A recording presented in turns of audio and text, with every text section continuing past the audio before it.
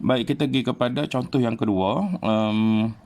Diagram rajah 5 menunjukkan segi 4 ABCD.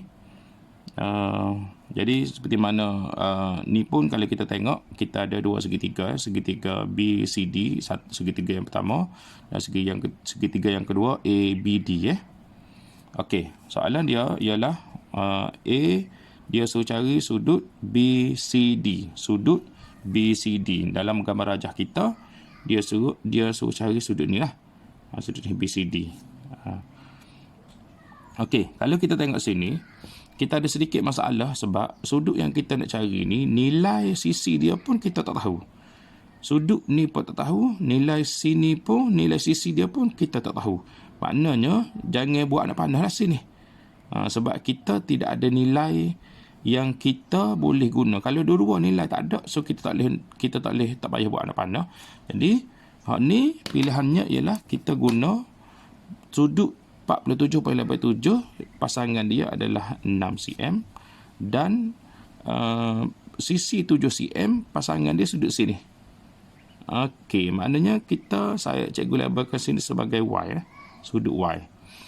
Sudut Y ni, dia pasangan dia adalah, sisi dia adalah 7 cm. Jadi, kita cari terlebih dahulu nilai sudut Y.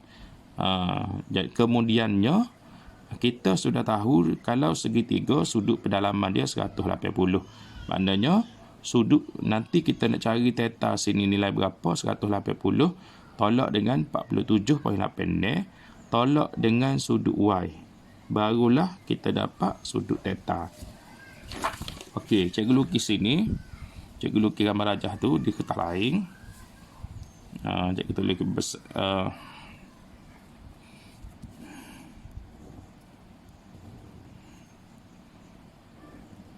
jadi sini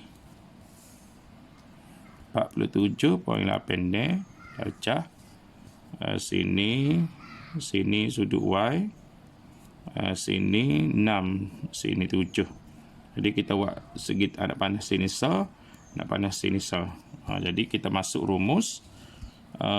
Sisi, ingat nak panjang sisi, ne bahagi dengan sin sudut bertentangan dengan dia 47.8. Sama dengan hak ni pula, panjang sisi 7 per dengan sin Y darjah. Seperti mana tadi, kita pindah ni darab macam ni.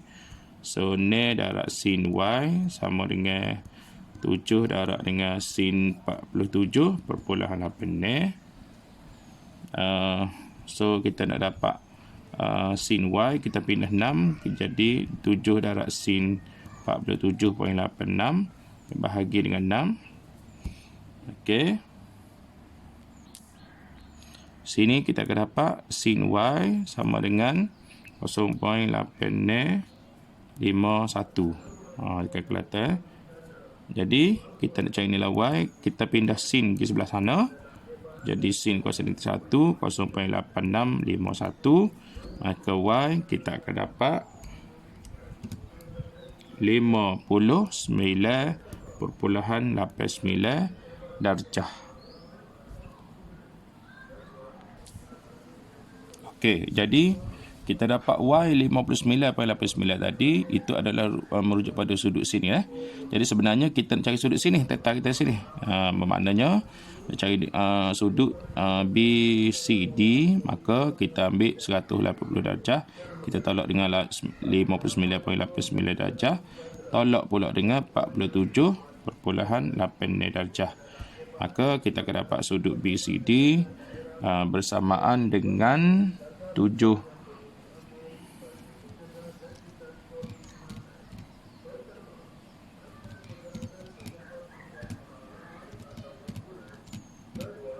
72.25 darjah.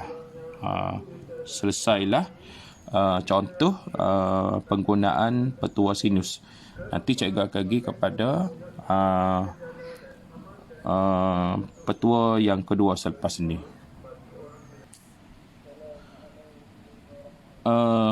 Seterusnya untuk subtopik yang kedua, iaitu petua kosinus. Jadi pertamanya kenapa kita panggil dia petua kosinus, sebab kita guna operasi cos ataupun nama penuhnya kosinus. Kita guna operasi cos. Baik, untuk petua kosinus kita akan guna satu kaedah easy math. Yang mana kaedah easy math ni dia membentuk satu bentuk awan. Yang mana bentuk awan ini dibentuk oleh dua sisi dan satu sudut kandung untuk menghasilkan bentuk awan tu. Maksud sudut kandung ini ialah sudut di antara dua sisi. Itu bermaksud sudut kandung. Maknanya awan itu akan terhasil apabila kita menggunakan tiga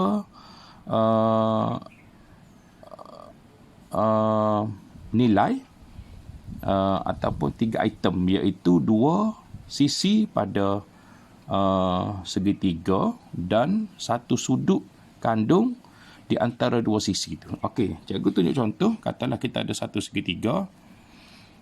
Kalau kita nak guna sisi yang per sisi A dan juga satu lagi sisi B, maknanya di tengah-tengah ini akan dipanggil sudut kandung dia. Okey, jadi sudut di tengah ni akan dipanggil sudut kandung. Katalah kita letak sebagai theta. Jadi di sini kita boleh membentuk awan menggunakan sisi A dan juga sisi B dan satu sudut kandung. Macam mana kita nak buat awan? Kita buat gini. Lagi. Kita buat 1, 2, 3. Bawah, atas pula sama juga. 1, 2, 3. Inilah yang pen warna merah cikgu ni. Ini adalah bentuk awan. Okey. Bentuk awan ni dia akan bertentangan dengan satu lagi sisi. Ia bertentangan dengan sisi yang ketiga, sisi C. Okey. Daripada jadi 4 ada 4 maklumat sini. Maklumat yang pertama sisi, maklumat yang kedua sisi, maklumat yang ketiga sudut. So kita membentuk satu awan, dan maklumat yang keempat adalah sisi yang bertentangan dengan awan tu. Jadi menggunakan 1, 2, 3, 4 maklumat ni, kita akan membentuk satu petua kosinus, iaitu formula yang terbentuk. Okey. Formula yang terbentuk ialah